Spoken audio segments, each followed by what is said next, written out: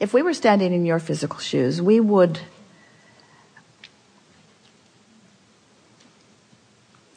decide to be lazy. We're reaching for the perfect word. We would decide to be lazy for a little while. Because in your giving yourself permission to be lazy, you're giving yourself permission to allow your grid to fill in with everything that you've already chosen and put into your vortex. The word lazy has an unpleasant connotation, doesn't it? Because it's humans measuring themselves against other humans based upon a flawed premise. And the flawed premise is, the more you do, the more you're worth. And that is the most flawed of all flawed premises. I'd like to give you the premise that is at the basis of your universe. The better you feel, the more you allow. You could not be more deserving. You came as deserving beings into this time-space reality with powerful and clear intent.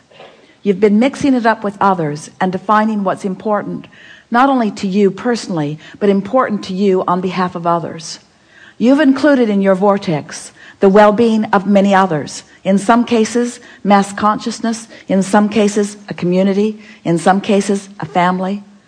But you've included in your vortex a desire for the well-being of far more than your personal self. But it is necessary for you to tend to the well-being of your personal self in order to be a productive advocate for the well-being for anyone else. In other words, you cannot give, or you cannot extend, or you cannot punctuate, or you cannot accentuate, you cannot assist anything that you are not already feeling.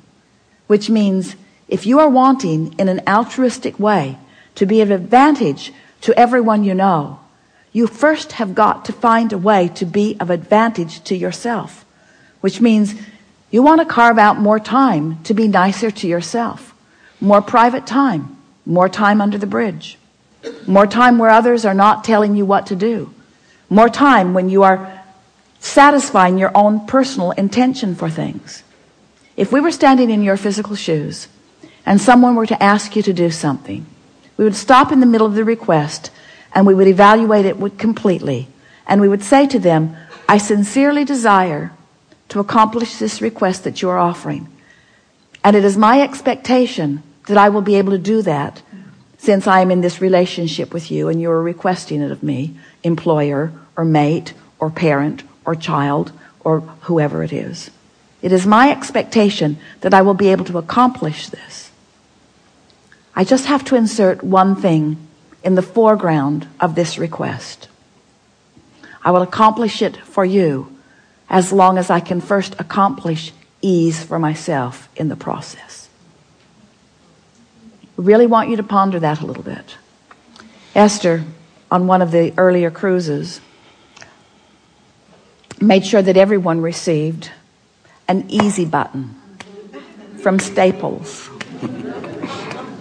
Everyone got one. And Esther found a box of them in the attic the other day, and she spread them all around her house. Because she wants to amplify the ease of things, not the hardness. She wants to no longer justify the well-being that flows to her by pointing out how hard she's working in relationship to others. She wants to emphasize the well-being that's flowing to her by remembering the vibrational alignment that she is achieving. If we were standing in your physical shoes, we would do these things every day and then anything else that you have time for. We would meditate for 15 minutes every day, which means we would quiet our mind with the simple intention of allowing our cork to float. We would go outside no matter what the weather, and we'd move around in it in appreciation of this planet. We would look up and around, and we would find things to acknowledge, and we would talk about them right out loud. Esther walks through her gardens and says to everything, "You are my favorite. You are my favorite. You are my favorite. You are my favorite. You are my favorite stone on the pathway. You are my favorite bird in the tree. You are my favorite flower in bloom. You are my favorite flower not in bloom. You are my favorite tree. You are my favorite bush. You are my favorite frog. You are my favorite frog. You kept me awake all night, but you are still my favorite frog." In other words, so first thing, meditate. Second thing, spend more time outside. Third thing, we would buy a notebook. We would call it My Book of Positive Aspects. And we would fill at least 3, 4, 5 is even better, pages of positive aspects. 5 different subjects, and write the positive aspects of it. Training your vibration into that upward place. And then there is one last thing that if we were standing in your physical shoes, we would do every single day.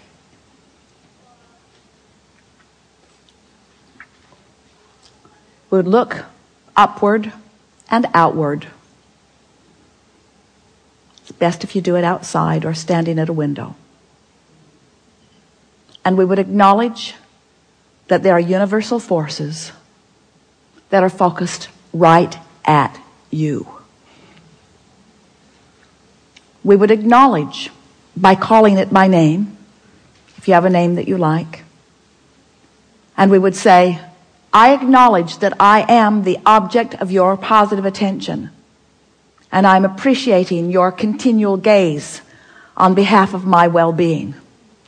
And today, no matter where I am, no matter where I am going, no matter what I am doing, and no matter who I am doing it with, I will be in conscious awareness that you too are there with me, appreciating me, supporting me, assisting me, acknowledging me, inspiring me, guiding me, having fun with me, acknowledging me, supporting me, assisting me, inspiring me, helping me, guiding me, aware of me, loving me, showing me, inspiring me, guiding me, helping me, uplifting me, showing me." Get into an endless loop of that acknowledgement and watch what begins to happen in your life as soon as this day. Your vortex is filled to the brim with specific requests that you have put there and that you are deserving of the realization of. And it's time for those realizations to be flooding into your experience at a rate that will astonish those who surround you. It's time for you to remember what you've put there and to bring it forward active into your today experience. We've been talking to you all day from our appreciation of who you are. But even as we express it from our powerful point of knowing, we know that you don't yet know who you are. You don't, for the most part, understand the important role you play in the expansion of all that is. We stand as the beneficiaries of all of the vortices that you have accomplished, and we revel in them. But it is our powerful desire that you now, here in your physical bodies, allow yourselves to be the recipients of the physical manifestation of those things that you have put there. Because that was the plan. You didn't say, I'll go forth and fill up a vortex full of things that I care about and deny myself of the realization of them. You said, I'll go forth and I'll experience the fullness of that, you see. And so as we visit with you here today, it is our acknowledgement that in these hours that we've been together, because of the willingness of you to listen and play with us, and because of the willingness of those to ask the questions in the way that you have, it's our knowing that your vibration is shifted to a new place. And it is our expectation that your expectation has also shifted to a new place. Your life is forever changed, and we don't say that to everyone. We don't say it every seminar.